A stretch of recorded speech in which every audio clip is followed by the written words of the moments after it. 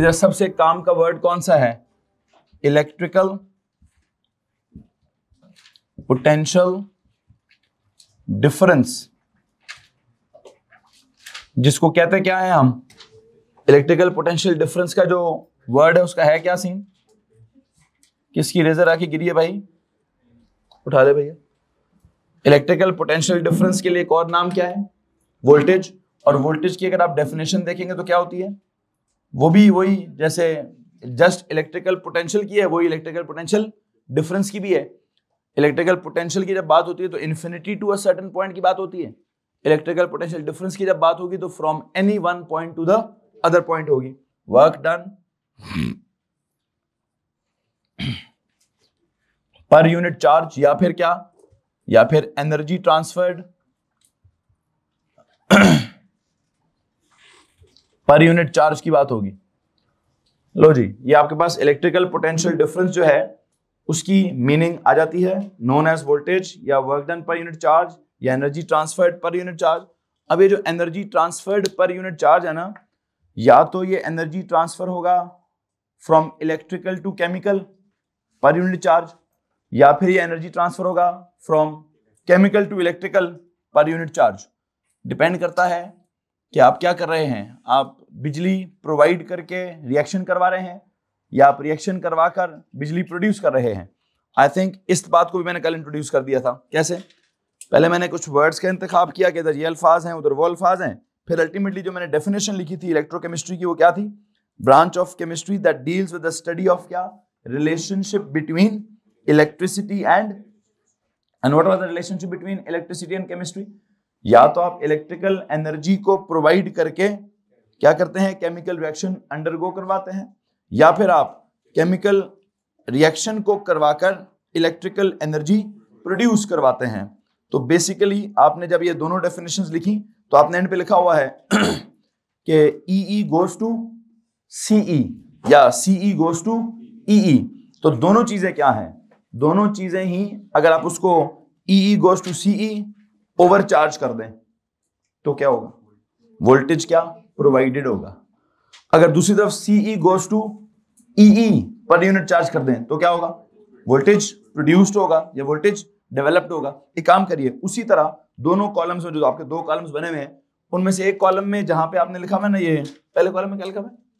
E goes to CE, वहां लिखिए E मतलब इलेक्ट्रिकल एनर्जी,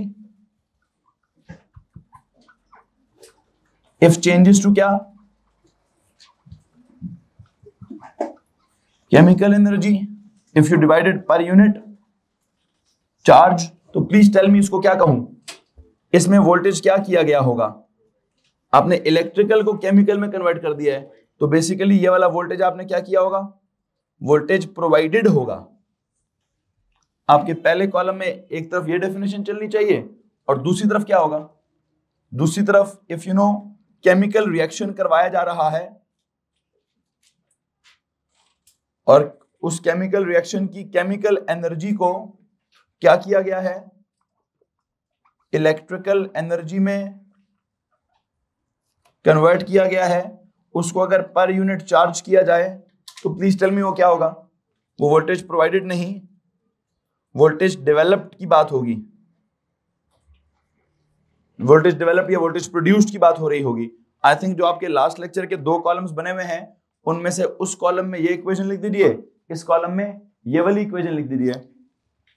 एक तरफ आप वोल्टेज प्रोवाइड करेंगे, दूसरी तरफ आप वोल्टेज प्रोड्यूस करेंगे।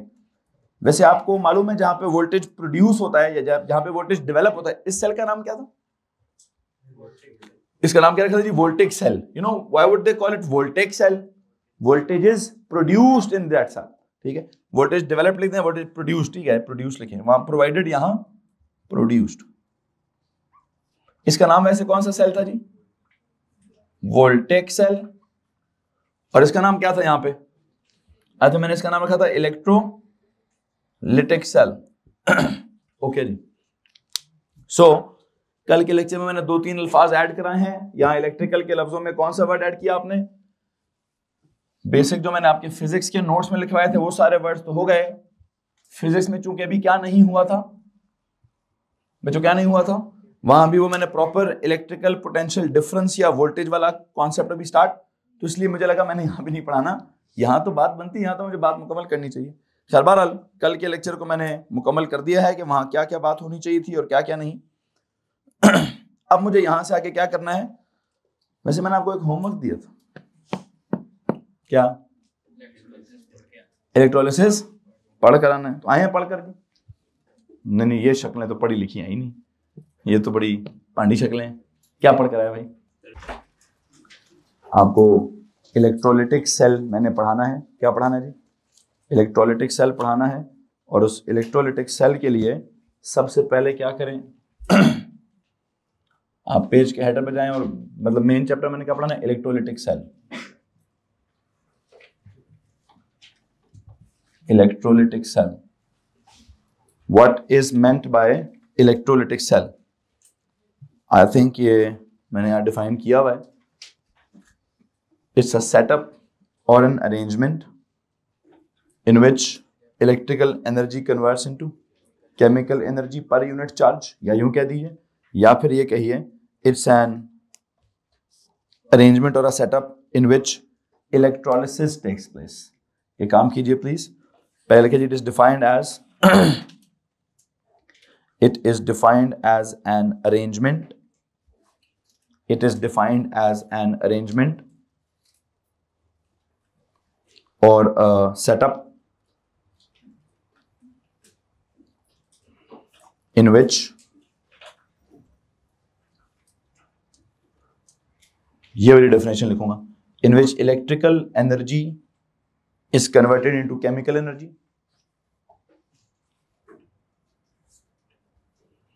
in which electrical energy is converted into chemical energy। आप ब्रैकेट में लिख सकते हैं I डॉट E के साथ क्या, वोल्टेज इज प्रोवाइडेड, जिसका मतलब क्या है, वोल्टेज इज प्रोवाइडेड।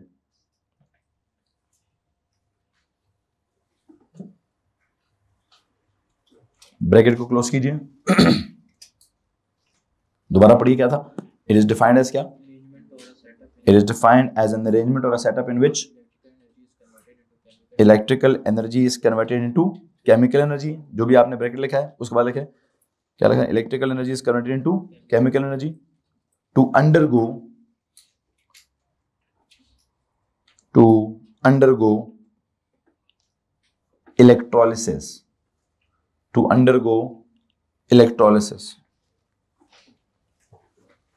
लो जी, अगला वर्ड क्या आ गया, इलेक्ट्रोलिसिस।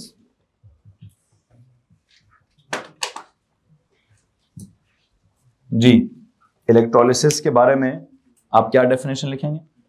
व्हाट इज इलेक्ट्रो मतलब इलेक्ट्रिसिटी, लिसिस पैरालिसिस पाऊं का ब्रेकडाउन, इलेक्ट्रोलिसिस बिजली देकर, नहीं मैं बस लिसिस इज समथिंग ब्रेकडाउन, फारग हो जाए कुछ चीज, ठीक है जी। पैरालिसिस में टांगे फारग हो जाती हैं, इलेक्ट्रोलिसिस में बिजली प्रोवाइड करते हैं, कंपाउंड फारग हो जाता है, मतलब इन द सेंस के कंपाउंड ब्रेक डाउन कर जाता है into what, into its constituent, not always the constituent elements, बस मेजॉरिटी केसेस में हम ये चाहते हैं कि अपने कॉन्स्टिट्यूएंट एलिमेंट्स में ब्रेक डाउन हो जाए।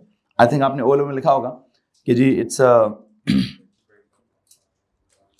अ केमिकल प्रोसेस, यूं लिखे, it is a chemical process और reaction, it's a chemical reaction, it's a chemical redox reaction, it is a chemical redox reaction, it's a chemical redox reaction that happens, it's a chemical redox, नहीं यूं लगे, it's a chemical redox reaction that breaks down या decomposes, that breaks down or decomposes a compound into its constituent elements, a compound into its constituent elements, that breaks down or decomposes a compound into its constituent elements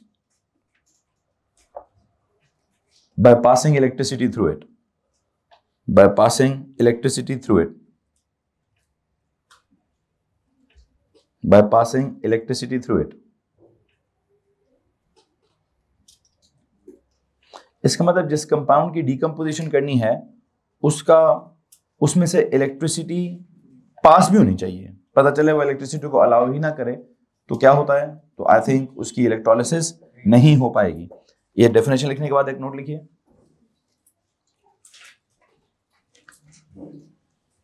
the compound that is to be electrolyzed, the compound that is to be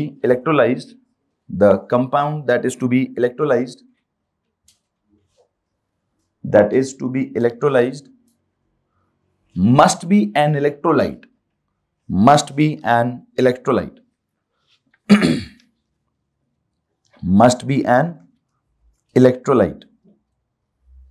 अच्छा, what is meant by this electrolyte? अगली term क्या आ जाती है, electrolyte.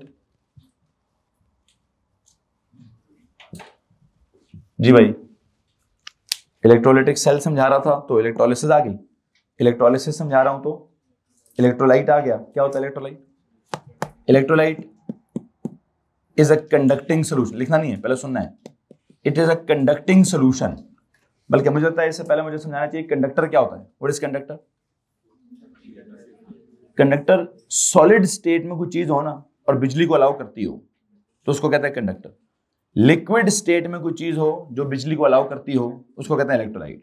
तो I believe conductor होता है a solid substance that allows electricity to pass through, और electrolyte क्या होता है? A liquid substance that allows electricity to pass through. तो काम कीजिए, इलेक्ट्रोलाइट के साथ लिखिए, it's a liquid substance that allows electricity to pass through. Thank you very much, sir.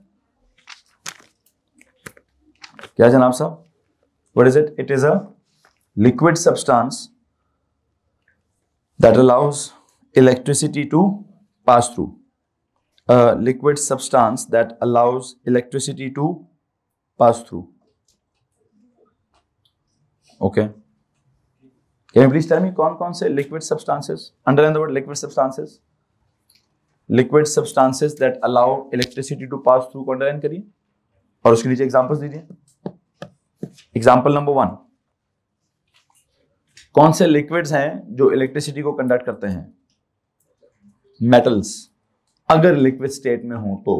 One of the example is mercury। तो I think पहली example में क्या दूंगा? mercury जो है वो room temperature पर ही क्या होता है? रूम टेम्परेचर पर ही लिक्विड होता है।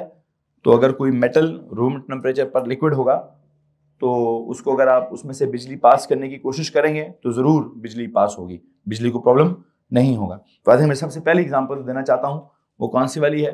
लेकिन एक मसला है ये तो कंपाउंड है ही नहीं। ये क्या है सर? ये तो एलिमेंट है। अगर ये एलिमेंट है तो एलिमेंट को तो मैंने डिकम्पोज करना ही नहीं है। एलिमेंट तो प्योर जस्ट कंडक्ट करा के मुझे शायद वायर शेयर बनानी है, इसकी तो मैं डीकम्पोजिशन तो किसकी होगी? जब मैं किसी कंपाउंड की। लेकिन एग्जांपल्स में तो लिखेंगे ना, इलेक्ट्रोलाइट की एग्जांपल तो है। एग्जांपल नंबर 1 लिखिए जी, मोल्टन मेटल्स। मोल्टन या fused, molten slash fused. Molten लिखिए या स्लैश लगा के क्या लिखिए? Fused metals. मोल्टन या स्लैश लगा के fused metals. I dot E कौन? आई डॉट ई में वो मर्करी एग्जांपल के तौर पे दे दीजिए मर्करी, और वहां ब्रैकेट में क्या लिखेंगे आप? किसकी वजह से होता है?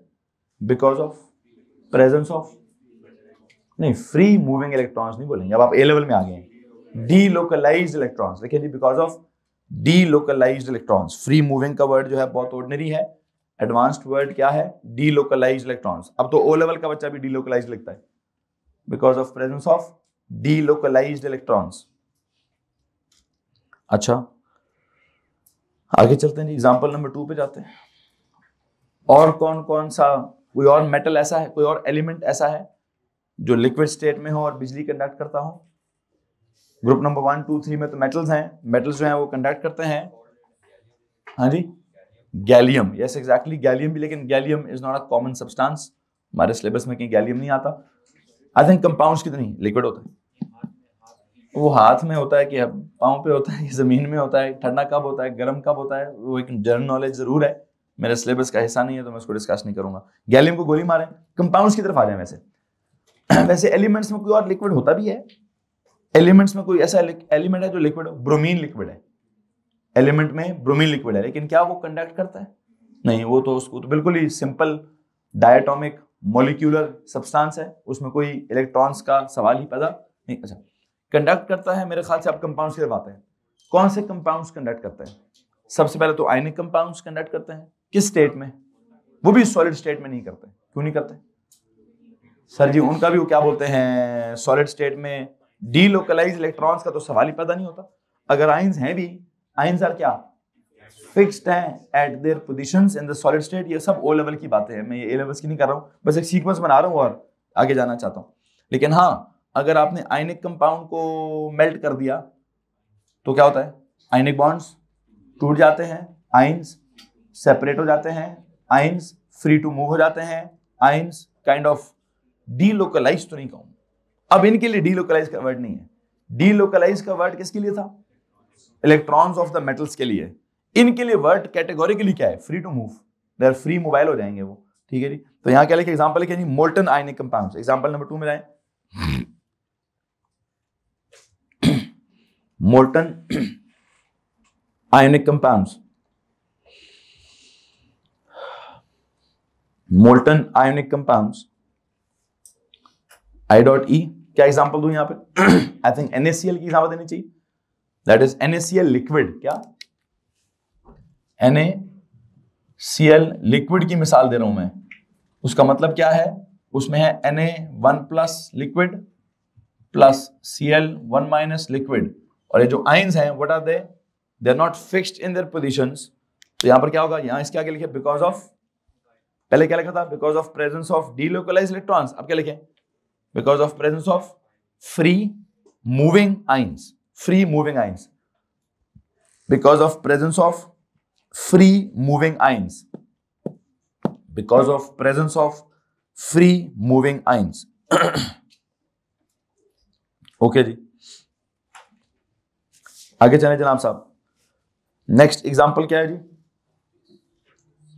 Aqueous ionic compounds. Third number पे क्या लिखे जी? Aqueous ionic compounds, aqueous ionic compounds। thank you।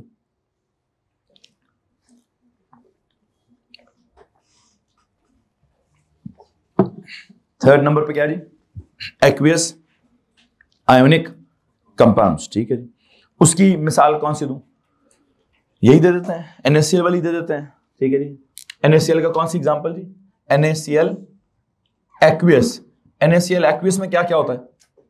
Na1 plus aqueous plus Cl1 minus aqueous, और एक्वियस की वजह से H1 प्लस एक्वियस भी एंड OH1 नेगेटिव एक्वियस भी। चार चार आयंस होते हैं। सोडियम क्लोराइड के आयंस तो होते ही होते हैं।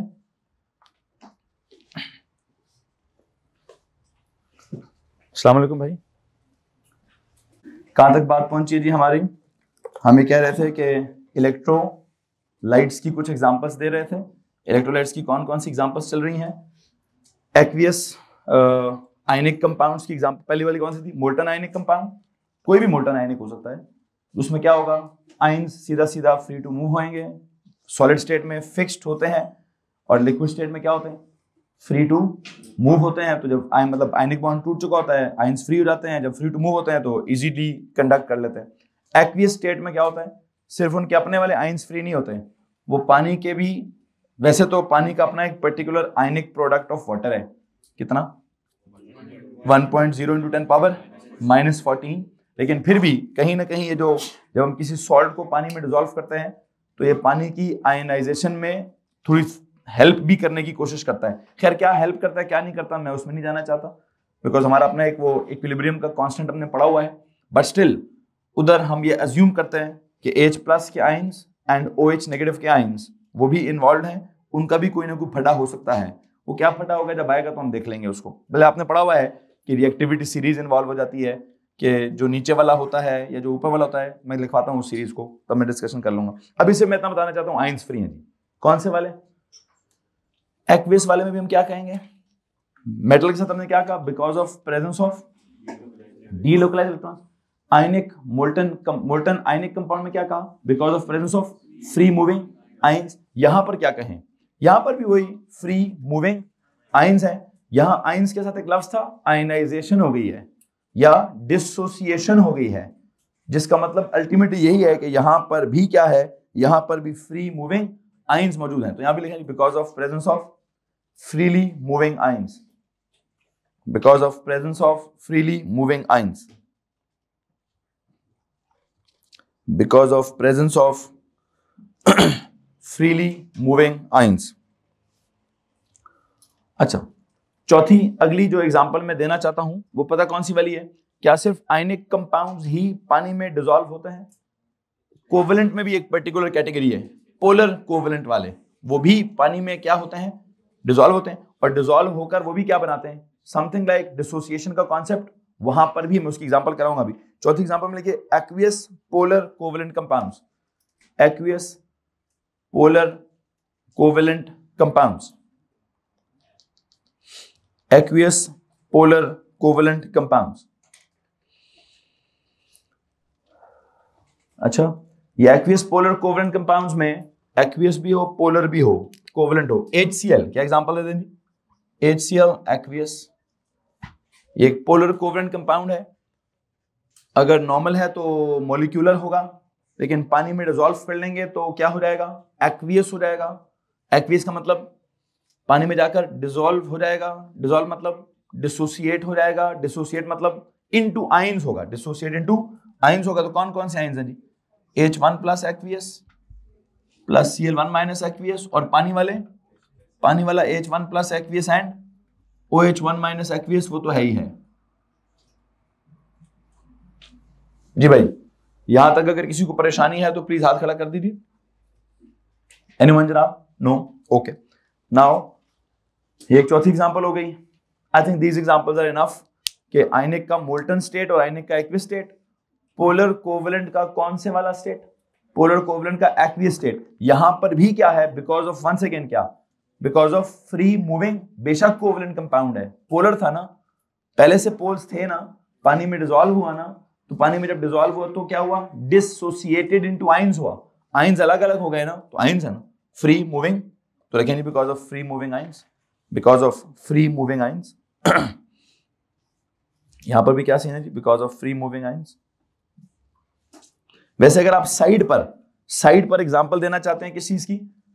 नॉन इलेक्ट्रोलाइट्स की। Can you please tell me which liquids are non electrolytes?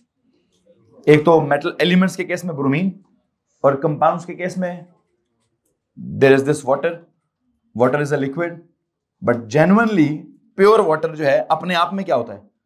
उसके अंदर आयनिक प्रोडक्ट ऑफ वाटर इतना थोड़ा है, आयंस जाती तौर पर इतने थोड़े होते हैं कि वो कंडक्टिविटी के काबिल नहीं होते। तो आई थिंक अगर आप नॉन इलेक्ट्रो, एक साइड पे जाएं, साइड पे एग्जांपल दीजिए, examples of non electrolytes, example of non electrolytes.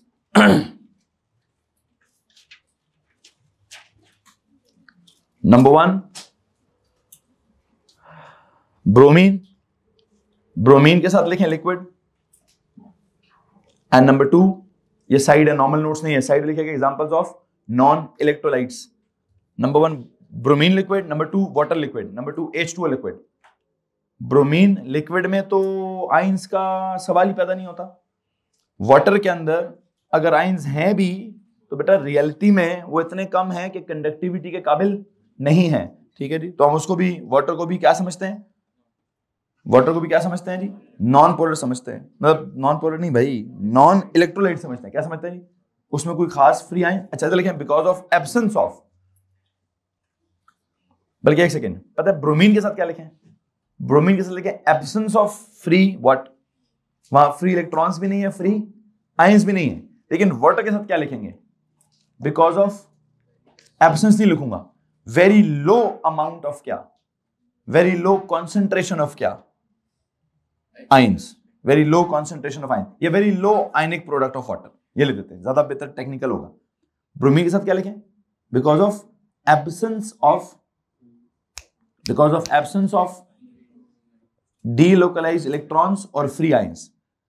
ना तो डीलोकलाइज्ड इलेक्ट्रॉन्स का कॉन्सेप्ट है, ना ही वहां फ्री मूविंग आयंस का कॉन्सेप्ट है।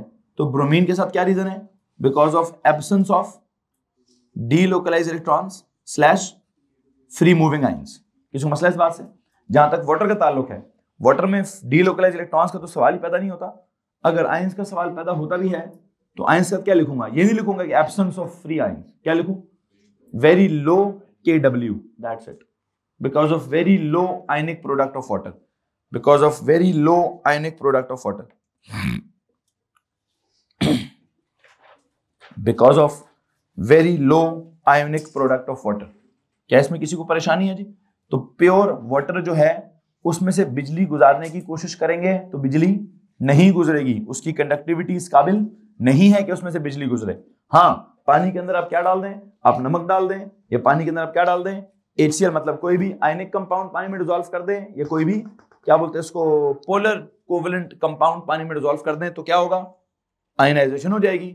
और असल आयंस कौन से वाले होंगे, जिनकी वजह से, असल तो ये वाले इंग्रेडिएंट्स है ना, वो तो हमने H+OH- किस वजह से लिखे होते हैं कि सर पानी में कुछ ना कुछ हद तक थोड़े बहुत वो हैं तो सही ना। अब थोड़े बहुत वो हैं तो सही ना, वो करते क्या हैं वो तो हम बाद में जाके देखेंगे कि वो थोड़े बहुत हमें इलेक्ट्रोलिसिस में इन्वॉल्व करने भी हैं, या वो थोड़े बहुत जो हैं वो इलेक्ट्रोलिसिस में इन्वॉल्व नहीं होते हैं, वो हमारी बात की बात है जनाब साहब। बहरहाल क्या सिचुएशन डेवलप हो रही है, हमने कहा जी मैं आपको पढ़ाना चाहता था क्या, इलेक्ट्रोलिटिक सेल पढ़ाना चाहता था। इलेक्ट्रोलिटिक सेल में पहले ये बात हो रही है, फिर हमने कहा वहां पर इलेक्ट्रोलिसिस हो रही होगी, फिर मैंने इलेक्ट्रोलिसिस का मतलब लिखवाया, इलेक्ट्रोलिसिस इलेक्ट्रोलाइट्स की होगी, मैंने इलेक्ट्रोलाइट्स का मतलब लिखवाया, इलेक्ट्रोलाइट्स की एग्जांपल्स क्या क्या होंगी मैंने वो लिखवाई। उसके बाद नॉन इलेक्ट्रोलाइट क्या होगा, मैंने उसकी 1-2 एग्जांपल्स लिखवा दी। वैसे इलेक्ट्रोलाइट से पहले मैं क्या लफ्ज बोलने लगा था, कंडक्टर इंसुलेटर, ठीक है। तो एक काम करें, पेज के हेडर पे जाएं, ये पेज के हेडर पे कंडक्टर इंसुलेटर मेंशन करें, आप पेज के हेडर पे जाके कंडक्टर मेंशन करें, क्योंकि असल चीज तो बाकी भी तो पूरा सेटअप बनाना होगा ना, बाकी बिजली के पूरा सेल बनाने के लिए, सेटअप बनाने के लिए मुझे कंडक्टर्स की जरूरत पड़ेगी, तो कंडक्टर्स को डिफाइन करें। Solid substances that allow electricity to pass through, solid substances, नीचे इलेक्ट्रोलाइट के साथ क्या लिखा है, liquid substances which allow electricity to, वही जुमला ऊपर लिख दें, replace the word liquids by solids, solid substances that allow electricity to pass through। कौन कौन से सॉलिड्स हैं जो बिजली अलाउ करते हैं, ओनली 2, मेटल्स के केस में सारे, नॉन मेटल्स के केस में ग्रेफाइट ओनली, सिर्फ कौन जी, तो एग्जांपल दीजिए, for example all metals, all the metals, all the metals and graphite, all the metals and graphite।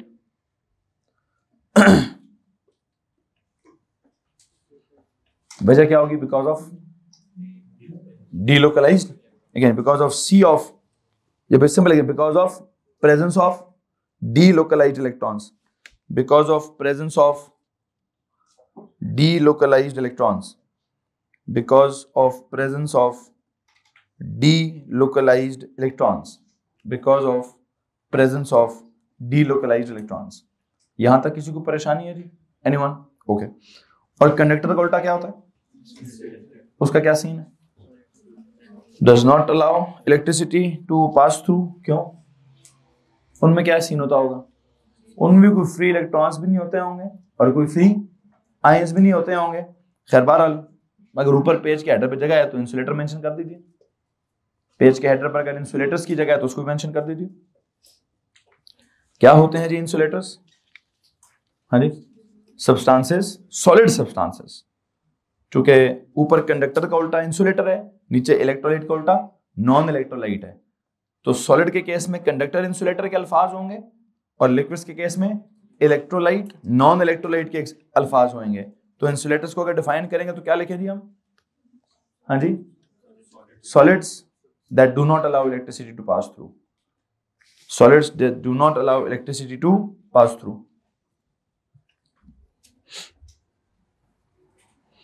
उनकी एग्जांपल्स में आप क्या क्या लिखेंगे जी, जितने भी नॉन मेटल्स हैं किस स्टेट में, सॉलिड स्टेट में, और जितने भी आयनिक कंपाउंड्स हैं सॉलिड स्टेट में, आते हैं उसकी एग्जांपल में लिखें। For example non metallic solids,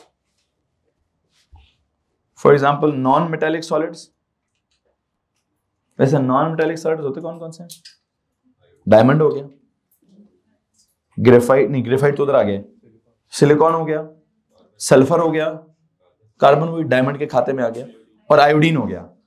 iodine कोई कंडक्टिविटी नहीं है, सल्फर कोई कंडक्टिविटी नहीं है, फास्फोरस कोई कंडक्टिविटी नहीं है, कार्बन डायमंड वाला कोई कंडक्टिविटी नहीं है।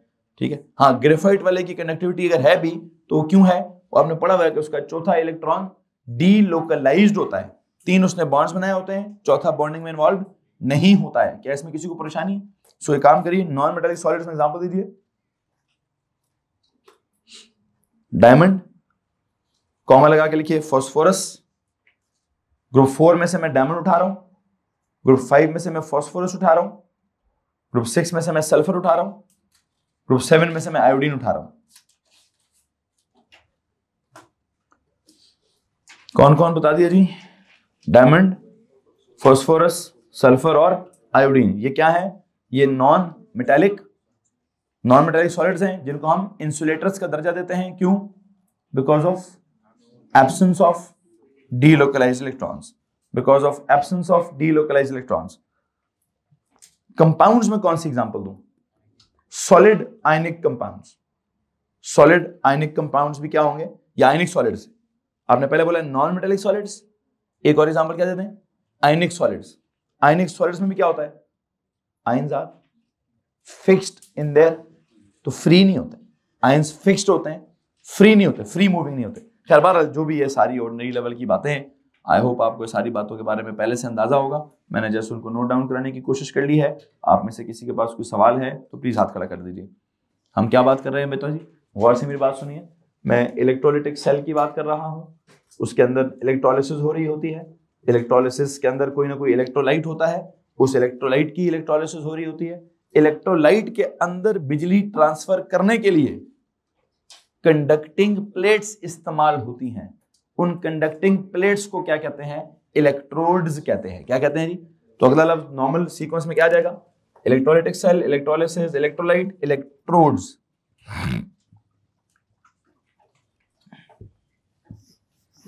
जी भाई, नॉर्मल नोट्स में जाएं। अगला वर्ड क्या लिखें जी? इलेक्ट्रोड्स का वर्ड लिखें अगला। क्या होता है इलेक्ट्रोड्स? सॉलिड होते हैं, सॉलिड भी होते हैं और कंडक्टिंग होते हैं। They are solid conducting. अच्छा, जरूरी तो नहीं है कि इनर्ट हो, कुछ केसेस में इलेक्ट्रोलिसिस में इन्वॉल्व भी हो जाते हैं। अब वो कब होते हैं कब नहीं होते हैं तो बात की बात है।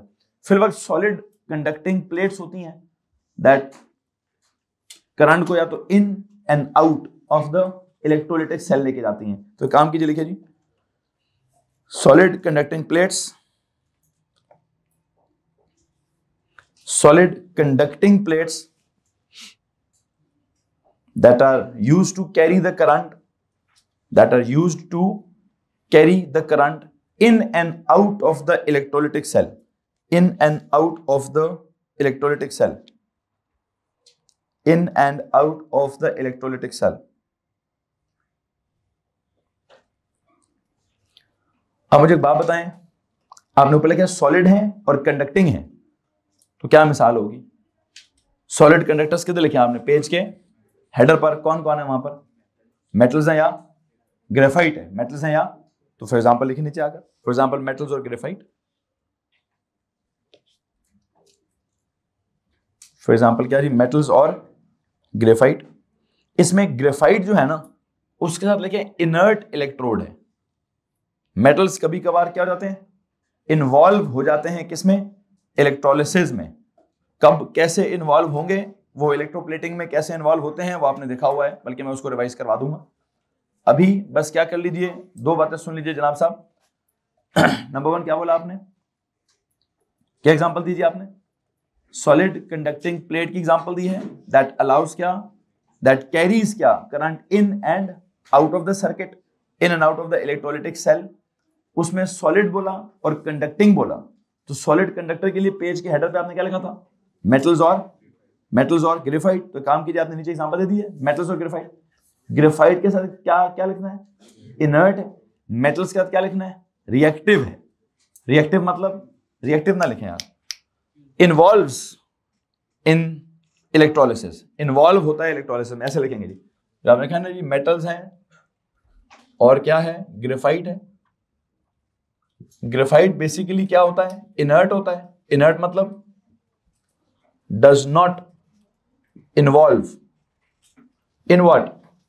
इन इलेक्ट्रोलिसिस। लेकिन जो आप मेटल्स लिखेंगे ये क्या होता है? समटाइम्स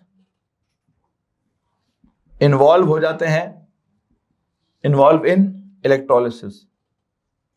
और वो कब इन्वॉल्व होते हैं कब नहीं होते हैं इसकी हमें क्या करनी पड़ेगी? इसकी तो हमें प्रॉपर एक साइंस डेवलप करनी पड़ेगी। बहरहाल ये सब कुछ करने के बाद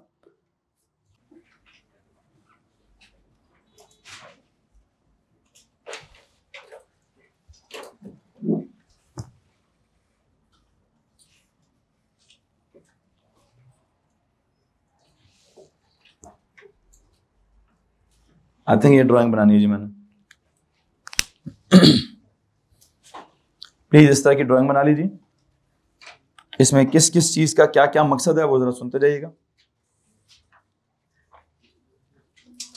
सबसे पहले नंबर पर ये क्या चीज है जी? Battery.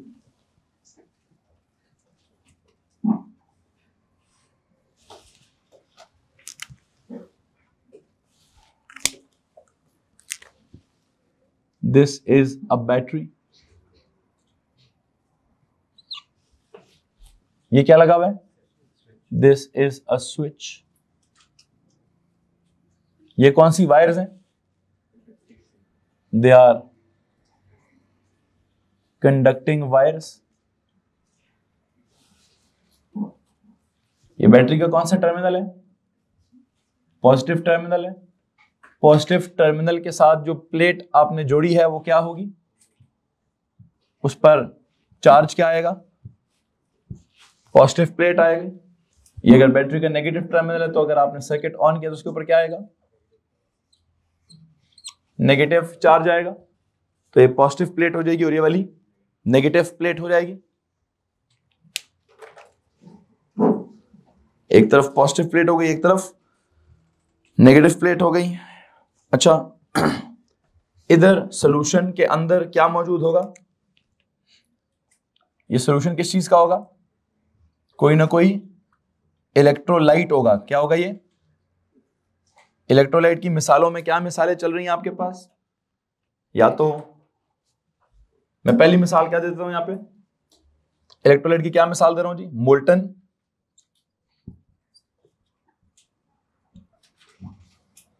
Sodium chloride. Molten sodium chloride का मतलब क्या है? NaCl liquid. उसमें कौन कौन से आयंस हैं?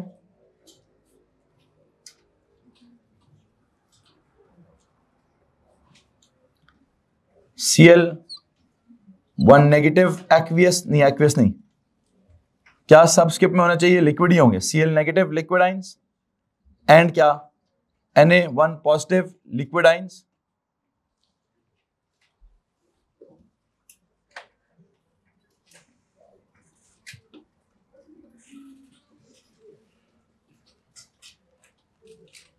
मुझे प्लीज ये बता दीजिए,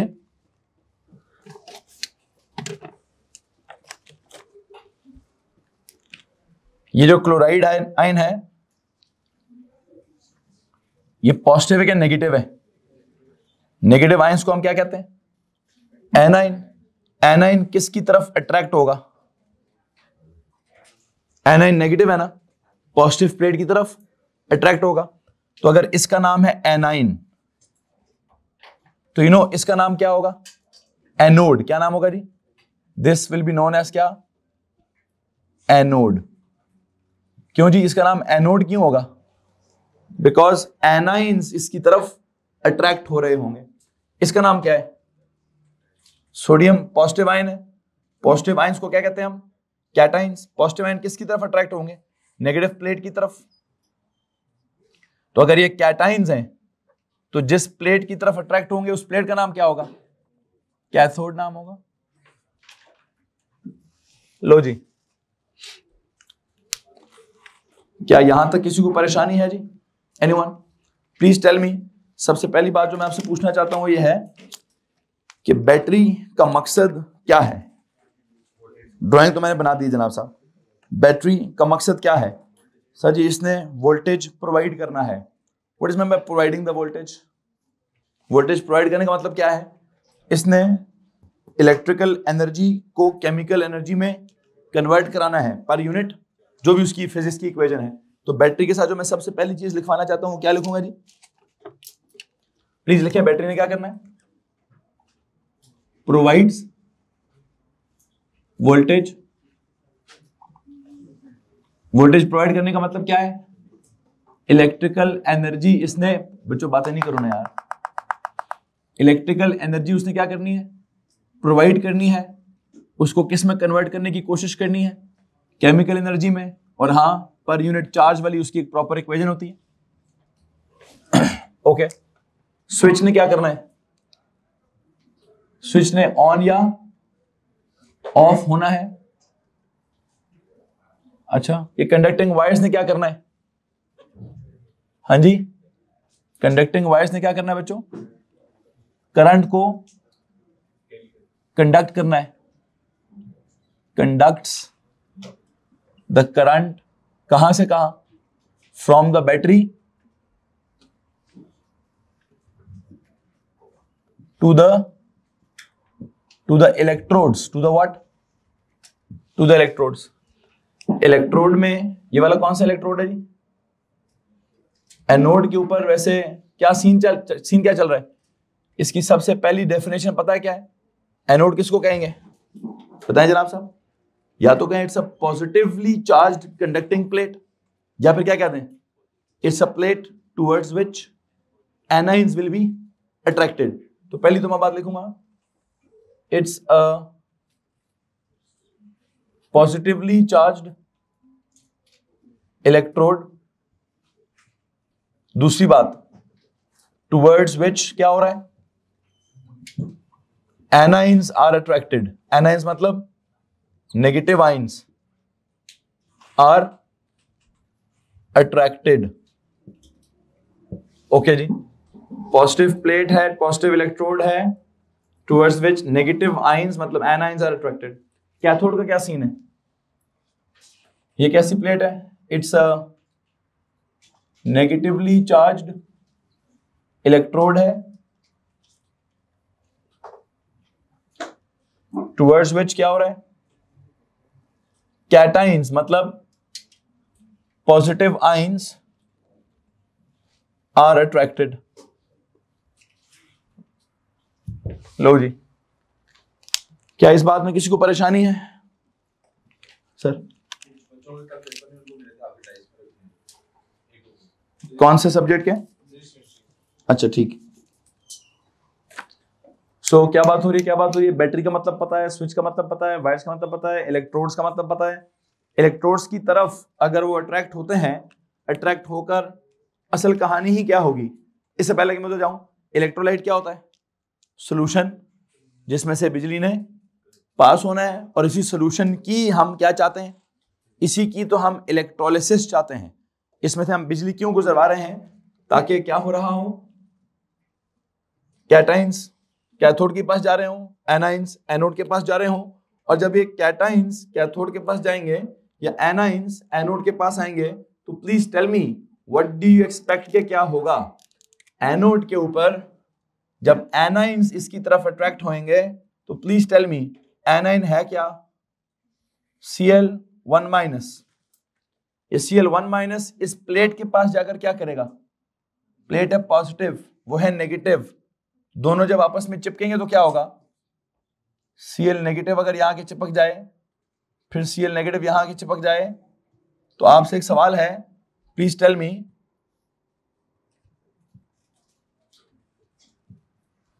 इलेक्ट्रॉन्स किधर हैं और किधर नहीं है? इनके पास इलेक्ट्रॉन्स हैं, इसके पास, तो क्या करेगा? इसने इसमें से इलेक्ट्रॉन्स ले लेने हैं। क्लोराइड ने अपना इलेक्ट्रॉन इसको दे देना है। क्या कर लेना जी? क्लोराइड ने अपना इलेक्ट्रॉन इसको। अब क्लोराइड के पास एक इलेक्ट्रॉन था, जब वो बैटरी के पॉजिटिव टर्मिनल को जाके चिपका, तो positive terminal of the battery ने क्या कर लिया? उसमें से इलेक्ट्रॉन निकाल दिया, -1 इलेक्ट्रॉन, और क्या बना दिया? क्लोरीन का एटम बना दिया। क्या बना दी? हाँ, हमें मालूम है कि क्लोरीन के एटम्स, क्लोरीन एटम्स में नहीं बनता। क्लोरीन कैसे बनता है? मॉलिक्यूल्स में बनता है। अगर क्लोरीन मॉलिक्यूल में बनता है तो मुझे इसको कैसे लिखना चाहिए? Cl2 half. हाँ जी, ये क्लोरीन किस स्टेट में था? लिक्विड स्टेट में। जैसे ही वहां पर क्या हुआ, इसने अपना एक इलेक्ट्रॉन लूज किया, ये क्लोरीन किस स्टेट में आ गया? मॉलिक्यूलर स्टेट में। कौन सी स्टेट है ये? गैसीय स्टेट है ये। और जब ये गैसीय स्टेट में आएगा तो क्या होगा? यहां से ये बबल्स बनकर उड़ने लगेगा। आपको यहां क्या नजर आएगा? येलोइश ग्रीन गैस इवॉल्व होती हुई नजर आ रही होगी। क्या नजर आ रहा होगा जी? Yellowish green. खैर, इससे पहले कि मैं ऑब्जर्वेशन लिखूं, आपसे एक सवाल है, व्हाट इज दिस प्रोसेस? ये -1 इलेक्ट्रॉन होना क्या है? तो इसका मतलब है एनोड क्या चीज होती है? A positively charged electrode towards which anions are attracted. ये टुवर्ड्स व्हिच जब एनाइंस अट्रैक्ट होते हैं, they come there and lose their electrons, और क्या होता है? ऑक्सीडेशन होती है। आई बिलीव यहां मुझे क्या लिखना चाहिए कि व्हाट इज हैपनिंग इधर। इस एरो के ऊपर क्या लिखूं? सर जी, ऑक्सीडेशन हो रही है। क्या हो रहा है? बल्कि एक काम करता हूं, इस रिएक्शन को थोड़ा सा चेंज करके लिखना चाहता हूं। वैसे बैलेंस ही है, मुझे क्या जरूरत? कोई जरूरत नहीं। ऑक्सीडेशन हो रही है। क्या हो रहा है जी?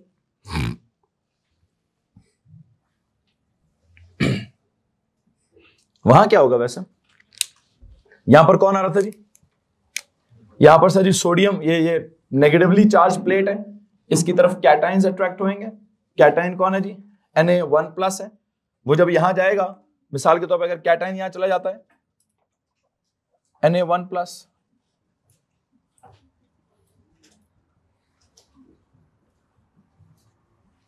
Please tell me what do you think क्या होगा? इसके पास इलेक्ट्रॉन्स हैं, इसके पास इलेक्ट्रॉन्स, तो इलेक्ट्रॉन्स क्या करेंगे? इससे इसमें जाएंगे।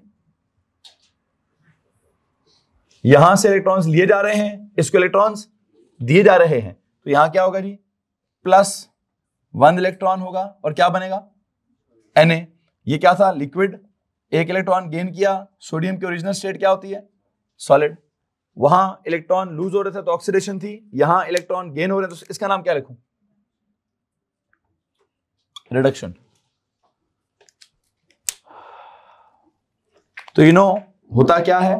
एनोड के ऊपर ऑक्सीडेशन होती है और कैथोड के ऊपर रिडक्शन होती है, और हमने इस बात का रटा मारा हुआ है कि oxidation takes place at anode.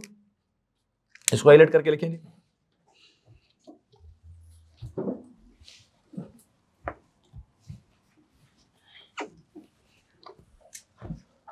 सुनो जी गौर से, यहां मैं हाईलाइट करके क्या लिखवाना चाहता हूं कि क्या होगा, क्या होगा, क्या होगा? Oxidation takes place at what? At anode. पहले तो एक ये सूल दिमाग में रखिए, और यहां क्या हो रहा होगा? रिडक्शन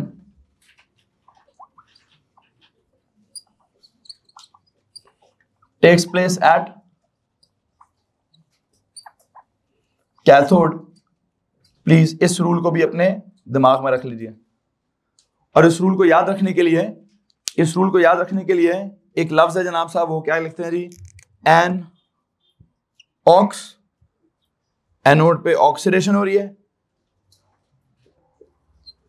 अब ये बड़ा अजीब सा लफ्ज है, रेड कैट।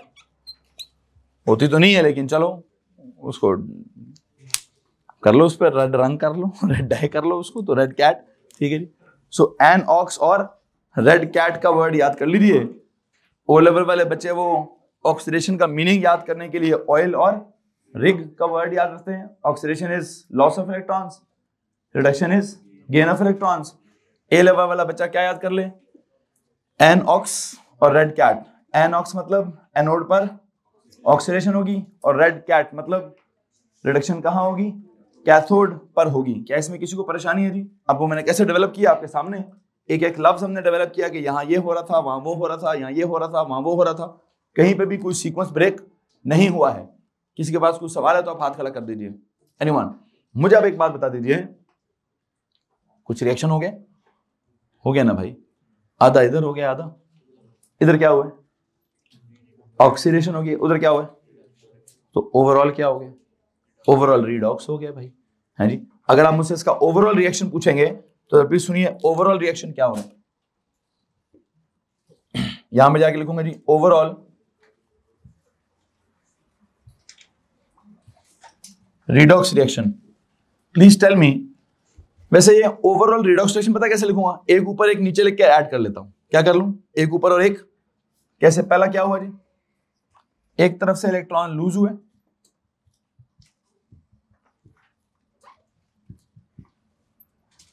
दूसरी तरफ से इलेक्ट्रॉन्स गेन हुए। ओवरऑल कैसे होता है, लेफ्ट वाली साइड पर लेफ्ट ऐड करें, राइट वाली साइड पर क्या करूं इसको, Na1 plus liquid plus Cl1 minus liquid, -1 + 1 cancels, Na solid plus half Cl2 gas. Hello जी, एक सवाल है, आखिरी सवाल बस, last question, what is Na1 plus liquid and Cl1 minus liquid, ये दोनों क्या होते हैं सर, ये दोनों NaCl को बोलते हैं किस स्टेट में, लिक्विड स्टेट में, इट गिव्स यू क्या, Na सॉलिड बन गया और हाफ Cl2 गैस हो गई है। क्या हुआ, ये कंपाउंड था, किस में चला गया, कंपाउंड किस में चला गया, अपने कॉन्स्टिट्यूएंट एलिमेंट्स में कन्वर्ट हो गया है। कब, कैसे, बिजली पास करके।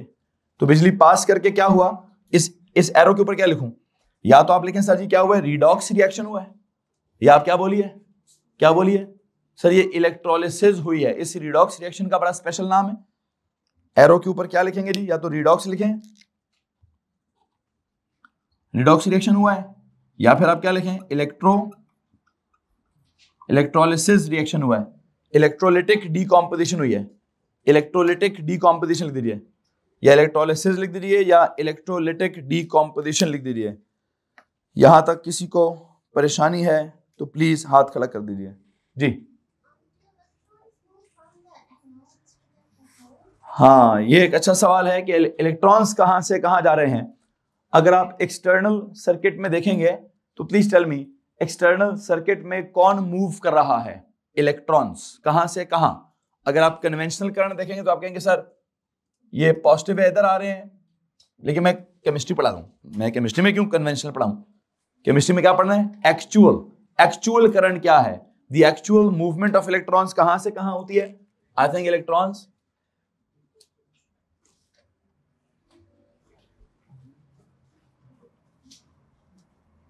This is the movement of electrons, you see electrons इसमें से निकाले गए हैं और इलेक्ट्रॉन्स इसको दिए गए हैं। तो दिस ग्रीन इज क्या, this is the movement of electrons. Movement of electrons कहां से कहां हो रही है, इसमें से इलेक्ट्रॉन्स निकालेंगे तो ये पॉजिटिव प्लेट हो जाएगी, ये इलेक्ट्रॉन्स किसको देंगे, ये इलेक्ट्रॉन्स आप इसको देंगे तो ये नेगेटिव प्लेट हो जाएगी। Do you get this, external circuit में मूवमेंट ऑफ इलेक्ट्रॉन्स ऐसे हो गए। What happens in the internal circuit, internal circuit में it's not the electrons that are moving, what are moving, ions are moving. Ions में से which electrons, anions are moving इस तरफ, cations are moving उस तरफ, तो दोनों आयंस आर मूविंग, कैटायंस भी, और तो कैटायंस इस तरफ नहीं, कैटायंस उस तरफ, एनायंस। तो एक्सटर्नल सर्किट में it is the movement of electrons, internal circuit में it is the movement of ions, and you know the circuit is all complete, and you know circuit जब complete हो रहा है, that's it. किसी के पास सवाल है, any other question please. So you know what is happening, I think मैंने electrolysis को क्या कहते हैं बड़े अच्छे से कंप्लीट करने की कोशिश की है कि इलेक्ट्रोलिटिक सेल क्या होता है, इलेक्ट्रोलिसिस क्या होती है, इलेक्ट्रोलाइट क्या होता है, इलेक्ट्रोड्स क्या होते हैं, एनोड क्या होता है, कैथोड क्या होता है, एनोड पर कौन जाता है, कैथोड पर कौन जाता है, एनोड पर किस किस्म का रिएक्शन होता है, कैथोड पर किस किस्म का रिएक्शन होता है, ओवरऑल रिएक्शन कैसा होता है, ओवरऑल रिएक्शन लिखते कैसे हैं। एंड आई थिंक एक टिपिकल एग्जांपल लेकर मैंने सारा कुछ कर, हाँ एक चीज साबित होती है वैसे। अब इस पूरी कहानी को देख के मुझे एक बात बताइए, इस पूरी इलेक्ट्रोलिसिस का मकसद क्या है, what is happening, what do you C.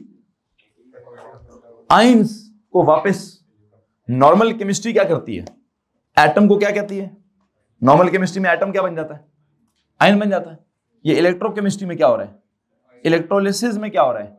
Ion वापस एटम बन जाता है। I think the basic principle of this electrolysis is क्या? Converting what? आयन्स इनटू क्या? Into atoms. तो एक मैं चाहूंगा कि इस लाइन को एंड पे लिखा जाए। लिखिए जी, आखिरी बात क्या लिखी? The basic purpose of electrolysis is, the basic purpose of electrolysis is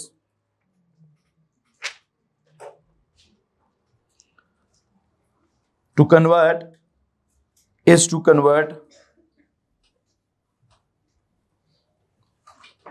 ions back to their respective atoms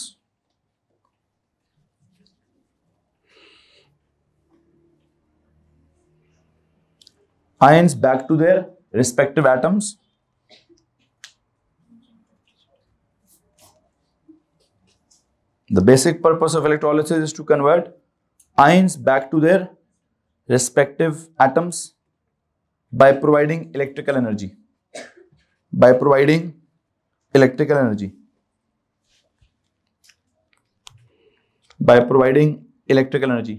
I dot E, a non-spontaneous redox reaction. That is a non-spontaneous redox reaction. Please tell me, ये क्यों कह रहा हूं? Non spontaneous क्यों कह रहा हूं? छोड़ देंगे तो नहीं होगा, बिजली नहीं देंगे तो। उधर स्पॉन्टेनियस क्या होता था? सर जी नेचर में खुद ही हो जाएगा। ये नॉन स्पॉन्टेनियस क्या होता था? एक्सटर्नल एड चाहिए होती थी, एक्सटर्नल